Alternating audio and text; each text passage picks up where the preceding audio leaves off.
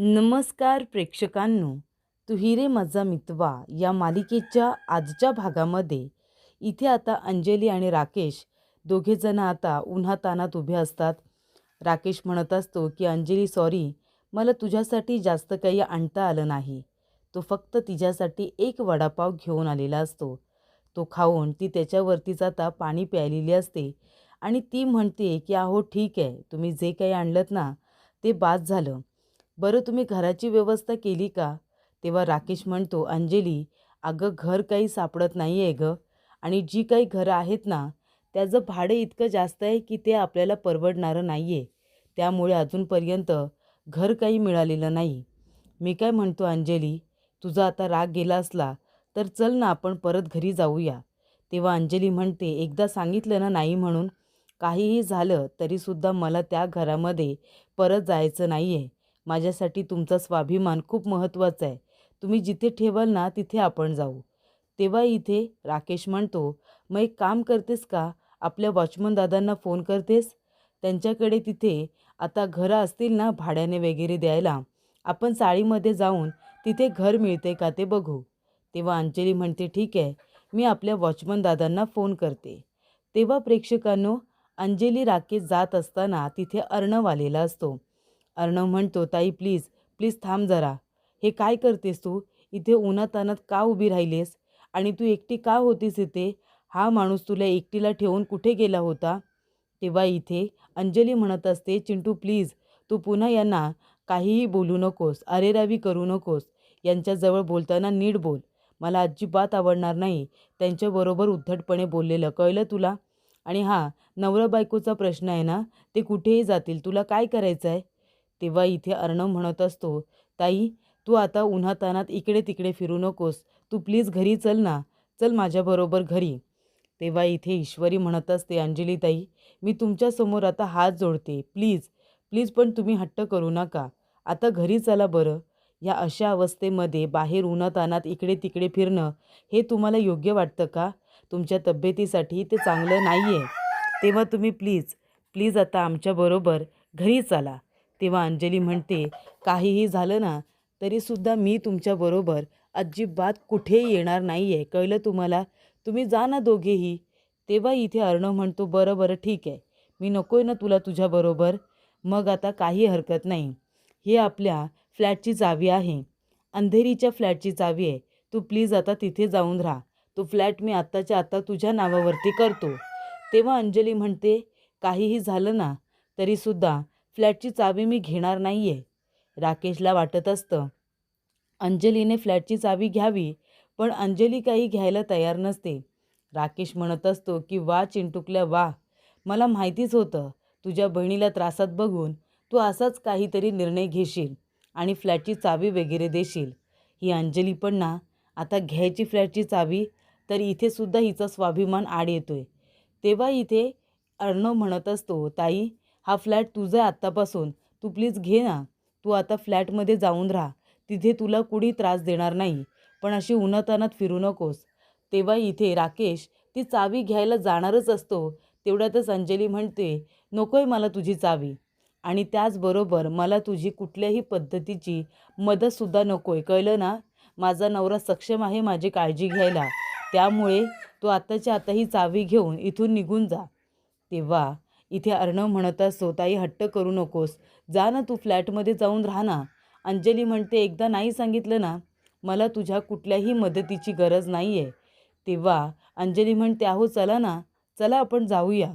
तेव्हा अंजली अर्णव ईश्वरी दोघांचंही काही ऐकून घ्यायला तयार नसते. तर सुप्रिया म्हणत असते की जे काही झालं ते खरंच खूप चुकीचं आहे, पण मला असं वाटतं की तोपर्यंत तुम्ही दोघांनीसुद्धा एकमेकांना भेटलं नाही पाहिजे. एकमेकांना भेटणं तुम्ही टाळा. तेव्हा नम्रता म्हणते, आई पण तुला असं का वाटते की आम्ही दोघांनी भेटू नये? तेव्हा सुप्रिया म्हणते, घरातलं वातावरण इतकं दूषित झालं आहे, म्हणजे नाही म्हटलं तरी नात्यांमध्ये दुरावा आला आहे. त्यामुळे सगळेजण घरामध्ये टेन्शनमध्ये तर असतीलच नाही का? तेव्हा ह्या इतक्या टेन्शनमध्ये कोणी तुमच्या लग्नाचा विचारसुद्धा करत असेल असं मला वाटत नाही. त्यामुळे तुम्ही एक काम करा, सध्या तरी एकमेकांना भेटू नका. तुम्हाला कळतंय ना मी काय बोलते ते? तेव्हा आकाश म्हणतो, तुम्हाला असं वाटते का काकू? म्हणजे जे काही घडतंय त्यामुळे आमचं लग्न होणार नाही असं वाटतंय तुम्हाला? तेव्हा सुप्रिया म्हणते, अगदी तसंच म्हणायचं नाही आहे मला, पण आता जे काही सुरू आहे त्याच्यामध्ये तुमच्या लग्नाचा विचार करतील असं मला सध्या नाही वाटत. थोडा वेळ जाईल मध्ये. तेव्हा मी काय म्हणते, तुम्ही सध्या तरी एकमेकांना भेटणं टाळा असं मला वाटतं. आणि नंतर लग्नाची बोलणी होतील ना, त्यानंतर तुम्ही भेटलात तरी काही हरकत नाही. मला जे योग्य वाटलं ते मी तुम्हाला सांगितलं. पण आता तुम्हाला जे योग्य वाटतं ते तुम्ही करा. माझी काहीच हरकत नाही. तेव्हा इथे आता सुप्रिया म्हणत असते की नमू, मी जायला निघाले. आपलं तसंही आता किचन क्लाउडमधलं सगळं काम झालं आहे. तू येतेस का माझ्याबरोबर? तेव्हा इथे लगेचच नम्रता म्हणते, हो आई, मी येते ना तुझ्याबरोबर. आपण दोघीजणी जाऊया. सुप्रिया म्हणते, तू इथे किचन क्लाउड बंद कर, लॉक कर. तोपर्यंत मी रिक्षा थांबवते आणि तुझी वाट बघते. तेव्हा नम्रता म्हणते, आकाश सर, आई जे काही बोलली ते ऐकून तुम्हाला वाईट वाटलं का? तेव्हा आकाश म्हणतो, नाही तसं काही नाही आहे. आणि तसंही काकू जे काही बोलल्या ते बरोबरच आहे. कदाचित त्यांना असं वाटत असेल की घरामध्ये वातावरण इतकं बिघडलं आहे, नात्यांमध्ये दुरावा आला आणि त्याच्यामध्ये कुणीही आता आपल्या लग्नाचा विचार करणार नाही, आता असं त्यांना वाटतंय. पण मला माहिती आहे आपलं लग्न नक्की होईल. तेव्हा फक्त वाईट एका गोष्टीचं वाटतंय, आपण दोघेजणं सध्या तरी भेटू शकणार नाही. नम्रता म्हणते, आता भेटू शकणार नाही, पण लवकरच आपलं लग्न होईल ना, मग आपल्याला भेटायची गरजच पडणार नाही, बरोबर ना? तेव्हा आकाश म्हणतो, अगदी बरोबर, आणि त्या दिवसाची मी आतुरतेने वाट बघतोय. बरं ठीक आहे नम्रता, मी निघतो, असं म्हणून आकाश आता तिथून निघालेला असतो. तर इथे अर्णव आता अंजलीला इतकं समजावत असतो की ताई, तुला तुझी आणि बाळाची आता काळजी घ्यावी लागणार आहे.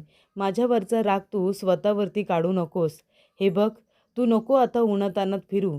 तू जा ना आपल्या अंधेरीवरच्या फ्लॅटवरती जा ना. तेव्हा इथे अंजली म्हणत असते की मला कुठेही जायचं नाही आहे. जिथे तुझं असं सगळं काही आहे ना चिंटू, तिथे मला खरंच जायचं नाही आहे. चला हो आपण निघूया, असं आता अंजली म्हणते. तेव्हा इथे अंजली पुढे आल्यानंतर ती वॉचमन दादांना फोन करते आणि म्हणत असते की वॉचमन दादा, अहो मी अंजली बोलते. मी काय म्हणते, तुम्ही जिथे ज्या चाळीमध्ये राहता तिथे घर वगैरे भाड्याने द्यायचं असेल का? हे बघा, घर जर भाड्याने द्यायचं असेल ना, तर बघा ना चाळीमध्ये आम्हाला एखादं घर मिळालं तर. तेव्हा वॉचमन दादा म्हणतात, अहो पण अंजलीताई, तुम्ही बंगल्यात राहणाऱ्या, तुम्हाला चाळीमध्ये राहायला जमेल का? तुम्ही कशाला चाळीमध्ये राहताय? तुम्ही या बरं आपल्या घरी परत. तेव्हा अंजली म्हणते, वॉचमन काका, तुम्हाला तर माहिती आहे ना, मी आणि माझ्या नवऱ्याने ते घर सोडले आता. त्यामुळे आम्हाला राहण्यासाठी छोटंसं घर असलं तरीसुद्धा चालेल. मी त्याच्यामध्ये राहीन. पण तुम्ही प्लीज आधी आम्हाला एका घराची व्यवस्था करून द्या ना. तेव्हा इथे वॉचमन काका म्हणतात की बरं बरं ठीक आहे, मी आत्ताच फोन करतो आणि विचारतो की कुणाला त्यांचं घर भाड्याने द्यायचं आहे का, आणि असेल तर मी तुम्हाला पत्ता ॲड्रेस करतो, तुम्ही त्या ठिकाणी या. तेव्हा अंजली इथे थँक्यू वगैरे म्हणते. तेव्हा ईश्वरी म्हणत असते, अर्णव सर तुम्ही ऐकलंत का बोलणं? अंजलीताईंनी आपल्या वॉचमन काकांना फोन केला होता आणि तिथे आता चाळीमध्ये घर आहे का ते विचारतायत. म्हणजे याचा अर्थ वॉचमन काका आहेत ना अंजलीताईंबद्दल आपल्याला माहिती द्यायला, म्हणजे आपण त्यांच्यावरती लक्ष ठेवू शकतो, हो की नाही? तेव्हा अर्णव म्हणतो, अगदी बरोबर, वॉचमन काका आहेतच आणि मी सुद्धा माझ्या ताईकडे लक्ष देणार. तिला कसलीही तिथे कमी होता कामा नये. ती कुठेही राहू दे, पण तिथे ती सगळं काही अगदी व्यवस्थित करू दे. म्हणजे तिला कुठल्याही गोष्टीची कमतरता भासता कामा नये. मी माझ्या ताईकडे लक्ष देणार. ती सगळं बेटर डिझर्व करते. तिचे हाल होता कामा नये. या अवस्थेमध्ये सगळं काही तिचं चांगलं होऊ दे, अशी माझी इच्छा आहे, असं आता अर्णव म्हणत असतो. तेव्हा ईश्वरी म्हणत असते की अर्णव सर, सगळं काही तुमच्या मनाप्रमाणे होणार आहे आणि या सगळ्या परिस्थितीमध्ये मी तुमच्या बरोबर आहे, खंबीरपणे. तेव्हा इथे ईश्वरी आपला हात पुढे करते. ती अर्णवला हे भासून देत असते की तुम्ही एकटे नाही आहात, मी तुमच्या बरोबर आहे. तेव्हा अर्णवसुद्धा तिच्या हातामध्ये आपला हात ठेवतो आणि तिला इथे तोसुद्धा विश्वास देतो की तू माझ्यासाठी जे काही करतेस त्याची मला किंमत आहे. तर इथे अंजली आणि इथे राकेश दोघेजणं चाळीमध्ये आलेले असतात. वॉचमन काकासुद्धा असतात. ज्या माणसाला घर भाड्याने द्यायचं असतं तो तिथे आलेला असतो की हे माझं घर आहे, आत्ताच मी बांधकाम केलेलं आहे, तर तुम्ही तिथे राहू शकता. तेव्हा राकेश म्हणतो, नाही आम्ही तिथे राहू, पण आधी तुमच्या घराचं घर भाडं किती आहे ते तरी सांगा. तेव्हा इथे काका म्हणतात, जास्त नाही, 60,000 रुपये डिपॉझिट आणि 12,000 रुपये भाडं. तेव्हा राकेश म्हणतो, काय 60,000 रुपये डिपॉझिट आणि 12,000 रुपये भाडं, एवढं घेत आहे का तुम्ही? हे बघा, मी एवढं काही तुम्हाला भाडं वगैरे देणार नाही आहे आणि ॲक्टनुसार बोला ना. इथे कायद्यामध्ये जितकं भाडं बसतं ना घर भाडं, तितकंच आम्ही देऊ तुम्हाला, कळलं ना? तेव्हा इथे तो माणूस म्हणतो वॉचमन काकांना, अहो काय माणूस आहे हा, याला सांगा ना, घर जर भाड्याने हवं असेल तर घे, नसेल घ्यायचं तर नको घेऊ. तेव्हा इथे वॉचमन काका म्हणतात, हे बघा मी तुम्हाला आधीच सांगितलं होतं ना, आपली माणसं आहेत, भाडं थोडं कमी लावा म्हणून. तेव्हा राकेश म्हणतो, नाहीतर काय. तेव्हा अंजली म्हणते की हे बघा, आता ते आपल्याला घर देत आहेत ना, मग उगाच आता भाड्यावरून वाद नको. तेव्हा राकेश म्हणतो, नाही नाही, इतकं भाडं मला द्यायला जमणारच नाही आहे, कळलं ना तुम्हाला? तेव्हा इथे तो माणूस म्हणतो, मग ठीक आहे, तुम्हाला राहायचं असेल तर राहा, नाहीतर नका राहू. तेव्हा वॉचमन काका म्हणतात, हे बघा, पैशांची काळजी तुम्ही करू नका, भाड्याचं वगैरे मी बोलतो. अंजली म्हणते की तुम्हाला आता पैसे हवे असतील तर, आणि तुमच्याकडे आता पैसे नसतील तर मी माझं मंगळसूत्र गहाण ठेवू शकते. तेव्हा वॉचमन काका म्हणतात, अंजली ताई असं काही करू नका, आणि तसंही मी तुमचं मीठ खाल्ले, मी आहे ना, मी भाड्याचं वगैरे बघून घेईन, तुम्ही जा बरं, तुम्ही घरामध्ये जा आणि आता आराम करा. तेव्हा इथे अंजली म्हणत असते की चला, भाड्याचं वगैरे काका बोलून घेतील. तेव्हा इथे राकेश म्हणत असतो की मला माहिती आहे, हा आता सरळ अर्णवकडे जाईल, आणि अर्णव आहेच ना बहिणीची मदत करायला. इथे जे काही घडतं आहे ते सगळं आता हा वॉचमन अर्णवपर्यंत पोचवेल, हे मात्र तेवढंच खरं आहे. तेव्हा अंजली आणि राकेश दोघेजणं घरामध्ये जातात, तर वॉचमन काका त्या घरमालकाला घेऊन अर्णवकडे येतात. तेव्हा अर्णव म्हणत असतो की तुम्ही सांगा बरं, तुमच्या घराचं भाडं किती आहे, आणि बरं झालं तुम्ही ताईला तिथे चांगली रूम उपलब्ध करून दिली, आणि तुमच्या घराचं भाडं किती आहे आणि डिपॉझिट किती आहे ते सांगा. तर इथे 50,000 रुपये आता डिपॉझिट आणि 10,000 रुपये भाडं आहे. तेव्हा अर्णव म्हणतो की ठीक आहे, थँक्यू सो मच, तुम्ही घर दिलंत. आणि तो आता इथे शिर्केला फोन करतो आणि म्हणतो की मी तुम्हाला एक अकाउंट नंबर पाठवला आहे, त्याच्यावरती तुम्ही आता 50,000 रुपये म्हणजे डिपॉझिट आहे आणि 10,000 रुपये भाडं आहे, तुम्ही 2,00,000 रुपये त्यांच्या अकाउंटला पाठवा. तेव्हा तो माणूस म्हणतो की सर, एवढे 2,00,000 रुपये? तेव्हा अर्णव म्हणत असतो की प्लीज माझ्या ताईकडून तुम्ही पैसे मागू नका, ह्याच्यातून तुमचे जे जे काही पैसे होतील ते तुम्ही कट करत जा, ठीक आहे ना? तेव्हा तो माणूस म्हणतो, बरं बरं ठीक आहे, काहीच हरकत नाही. तर अशा रीतीने इथे आता वॉचमन काकांनी छान असं सोल्युशन काढलेलं असतं घर भाड्याचं. आणि इथे अर्णव त्याच्या परीने जेवढं शक्य होत असतं ना, तेवढी अंजलीची मदत करतच असतो. तो त्या काकांना म्हणतो की तुम्हाला अजून पैसे हवे असतील तर तुम्ही माझ्याकडे यायचं, माझ्या ताईला प्लीज तुम्ही त्रास देऊ नका. त्यानंतर इथे आता राकेश आणि अंजली उभेच असतात. तेवढ्यातच तिथे एक माणूस आलेला असतो. तो म्हणतो की मॅडम, सामान कुठे ठेवायचं आहे? ती म्हणते, कसलं सामान? तो म्हणतो, आणले ना तुमच्यासाठी कपाट, फ्रीज, वॉशिंग मशीन आणि घरातलं लागणारं प्रत्येक सामान मी घेऊन आलो आहे टेम्पोमध्ये, ते कुठे ठेवायचं आहे? तेव्हा अंजली म्हणते, अहो हे सगळं तुम्ही मागवलं आहेत का आपल्यासाठी? तेव्हा राकेश म्हणतो, अगं मी सांगितलं होतं ना तुला, माझ्याकडे तर एवढे पैसे नाही आहेत. तेव्हा अंजली म्हणते, तुम्ही माझ्यासाठी पैसे बाजूला काढून ठेवले नाहीत का? तेव्हा राकेश म्हणतो, काय सांगू अंजली, तुझ्यासाठी मी पैसे बाजूला काढून ठेवले होते, पण काय झालं, मी आपल्या भविष्यासाठी ते पैसे गुंतवले होते शेअर मार्केटमध्ये, आणि मागच्याच आठवड्यामध्ये शेअर मार्केट इतकं खाली गेलं ना की सगळे पैसे माझे वाया गेले गं, खूप नुकसान झालं. त्यामुळे इथे आता माझ्याकडे पैसे नाही आहेत, मी कुठून हे सगळं सामान वगैरे मागवणार आहे? तेव्हा अंजली म्हणते, मग कुणी दिलं हे सामान? जर तुम्ही नाही आणले तर कुणी पाठवले तुम्हाला इथे? तेव्हा तो माणूस म्हणतो की आम्हाला इथे अर्णवराजे शिर्के यांनी पाठवले, त्यांनी तुम्हाला जे जे लागेल ना ते सगळं सामान इथे मला आणून द्यायला लावलं होतं. तुम्ही सांगा ना आता ते सगळं सामान रूममध्ये आणून ठेवू का? तेव्हा अंजली म्हणते, नाही नको नको, त्याने दिलेलं मला काही नको. तेव्हा राकेश म्हणतो, अगं अंजली असं काय करतेस? त्याने आता तुझ्यासाठी ते सगळं पाठवलं आहे ना, मग नाही म्हणू नकोस ना. घरामध्ये त्या सगळ्या वस्तू लागणार आहेत तुझ्यासाठी. तेव्हा त्या सगळ्या वस्तू तू रूममध्ये घे ना. तेव्हा अंजली म्हणते, जर मला त्याच्याकडूनच सगळं काही घ्यायचं होतं, तर मी तुमच्याबरोबर घर सोडून कशाला आले असते? मला त्याचं काहीही नको आहे. तुम्ही जसं पण ठेवाल ना, तशी मी राहायला तयार आहे. कळलं तुम्हाला? जा तुम्ही जा दादा. मला त्याचं काही घ्यायचं नाही आहे. तेव्हा अंजली जाऊन आता बाकावरती बसलेली असते. तेव्हा राकेशला बघा किती राग आलेला असतो. राकेश म्हणत असतो, ही इतकी मूर्ख बाई आहे ना, आता त्या अर्णवने सगळं काही पाठवलं होतं ना, काय गरज आहे हिला इतका स्वाभिमान जपायची? नवऱ्यावरती अतिच प्रेम आहे तिचं. नवऱ्याला कसं खड्ड्यात टाकायचं ना, ते हिला अगदी बरोबर येतं. तेव्हा राकेश म्हणतो, की आता ह्या सगळ्या वस्तू मला घ्यायला तरी जमणार आहेत का? तेव्हा राकेश म्हणतो, अंजली, बरं ठीक आहे, काही हरकत नाही. आपण आता घरामध्ये जाऊया. तेव्हा अंजली म्हणत असते, की हे बघा, तुम्ही नका काळजी करू. जसं पण तुम्ही ठेवाल, तशी मी राहायला तयार आहे. तेव्हा तिथे वॉचमन काका येतात आणि म्हणतात, अंजलीताई, घर भाड्याची काळजी करू नका. तुमचं आता घर भाड्याचं मी सगळं काही बोलून घेतलं आहे. तुमच्यासाठी हे अंथरूण आणि ही घराची चावी. तुम्ही जा बरं आता, घरामध्ये जा. तेव्हा इथे राकेश म्हणत असतो आपल्या मनामध्ये, चला आता अंथरूण वगैरे तर आलेलं आहे आणि घर भाड्याचं बोलून घेतलं आहे, त्याच्यामुळे आता काही टेन्शन नाही. तेव्हा हे सगळं अर्णवने केलं आहे हे पण राकेशला माहिती असतं. तेव्हा वॉचमन काका आता तिथे आलेले असतात आणि घरमालकसुद्धा आलेला असतो. घरमालक म्हणतो, निश्चिंत राहा, तुम्हाला जसं राहायचं आहे तसं राहा. घर व्यवस्थित बनवलेलं आहे आणि आता भाड्याची काळजी करू नका. ते सगळं काही आमचं बोलणं झालेलं आहे. तेव्हा अर्णव आपल्या बहिणीसाठी काय काय करतोय हे आता राकेशला कळत असतं. तेव्हा राकेश अंजली दोघेजणं घरामध्ये येतात.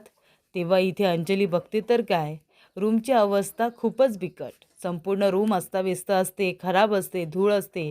तेव्हा अंजली म्हणते, काय हो, ही रूमची काय अवस्था आहे? आपण साफसफाई करूया का? तेव्हा राकेश म्हणत असतो, की अंजली, अगं झोपडपट्टीमध्ये हे असेच रूम असतात. आपणच त्याची साफसफाई करायची असते, आपणच काळजी घ्यायची असते. तेव्हा अंजली म्हणते, हो का? पण खूपच धूळ आहे हो, ह्याच्यामध्ये कसं काय झोपायचं आपण? आपण साफसफाई करूया. तेव्हा राकेश म्हणत असतो, अंजली, अगं आता वाजलेत बघ किती. दिवसभर आपण थकलो आहे आणि आता साफसफाई करायची. माझ्याने ते काही शक्य होणार नाही आहे. हे बघ, मला आता जरा पाठ टेकू दे. कधी एकदा पाठ टेकतोय असं वाटतंय मला. तेव्हा इथे अंजली म्हणते, बरं बरं ठीक आहे, तुम्ही झोपा, आराम करा. तेव्हा इथे राकेश आता जातो आणि बेडवरती झोपतो आणि म्हणतो, की अंजली ये, तू पण इथे झोप ये. तेव्हा अंजली म्हणते, नाही नको, तुम्ही शांतपणे झोपा, मी इथे खाली झोपते. तो म्हणतो, तू कुठे झोपणार, खाली? अंजली म्हणते, हो, मी इथे खाली झोपेन, तुम्ही झोपा आरामात. तेव्हा इथे आता हा राकेश मुद्दामून अंजलीला साफसफाईसुद्धा करू देत नाही. तेव्हा अंजली त्याच्याकडे बघते. तिथे आता आजूबाजूला पडलेले फुट्टे असतात ते एकमेकांवरती टाकते. त्याच्यावरती एक चटई हांतरत असते आणि त्याच्यावरती ती आता झोपणार असते. पण इथे आता अंजलीला काही झोप येत नसते. अंजलीला वाटत असते की इतकी धूळ, याचा जर रात्रभर त्रास झाला तर मला आणि बाळालासुद्धा. पण त्याचं राकेशला काहीही नसतं. राकेशला फक्त अंजलीची मज्जा घ्यायची असते. त्याला आता इथे अंजलीने त्याच्याचसाठी, त्याच्या स्वाभिमानासाठी घर सोडले याची त्याला बिलकुल जाणीव नसते. त्याला उलट इथे अंजलीला धडा शिकवायचा असतो, की बघ, तुझ्यामुळे हे सगळं झाले, तू घाईघाईने घर सोडलंस, पण जर घर सोडलं आणि चाळीमध्ये येऊन राहिलं तर किती अडचणींना सामोरं जावं लागतं, हे इथे आता राकेशला अंजलीला दाखवून द्यायचं असतं. आणि इथे अंजली आता अंथरूण वगैरे खाली घेते आणि ती झोपायला बघत असते, पण तिला काही झोप येत नसते. ती हळूच आता राकेशकडे बघत असते, पण राकेश इथे अंगावरती पांघरूण वगैरे घेऊन शांतपणे झोपलेला असतो, पण अंजलीला तिथे काही झोप येत नाही. तेव्हा प्रेक्षकांनो, पुढील भागामध्ये ईश्वरी अर्णवला म्हणत असते, की चला चला सर, उठा, व्यायाम करा बरं, उठा सर. तेव्हा अर्णव म्हणतो, एक मिनिट, मला काही उठायचं वगैरे नाही आहे, व्यायाम वगैरे करायचं नाही आहे, कळलं ना? आणि तू उगाच मला त्रास देऊ नकोस, डोक्यावरती बसू नकोस, मला काही करायचं नाही आहे. तेव्हा ईश्वरी म्हणते, अरे देवा, अर्णव सर तर जाग्यावरून उठायलाच तयार नाही आहेत, खूपच जास्त आळशी झालेत अर्णव सर. तर इथे अंजली येते आणि म्हणते, अहो वॉचमन काका, तुम्ही माझ्या मिस्टरांना कुठे बघितलं का? राजेश कुठे गेलेत मला खरंच माहिती नाही आहे. ते मगापासून मला दिसलेलेच नाही आहेत. अंजली आता टेन्शनमध्ये आलेली असते. वॉचमन काका म्हणतात, अंजलीताई तुम्ही काळजी करू नका, मी बघतो त्यांना आजूबाजूला. तेव्हा इथे आता लगेच वॉचमन काका अर्णवला फोन करतात आणि सांगतात की तो राकेश कुठे गेलाय काही माहिती नाही आहे. अंजलीताई इथे एकट्याच आहेत आणि त्या राकेशला शोधत आहेत, पण राकेश त्यांना न सांगता कुठेतरी निघून गेलाय आणि त्या खूप जास्त टेन्शनमध्ये आले आहेत. तेव्हा हे सगळं ऐकल्यानंतर अर्णवला अंजलीची अजूनच काळजी वाटते आणि तो पूर्णपणे टेन्शनमध्ये आलेला असतो.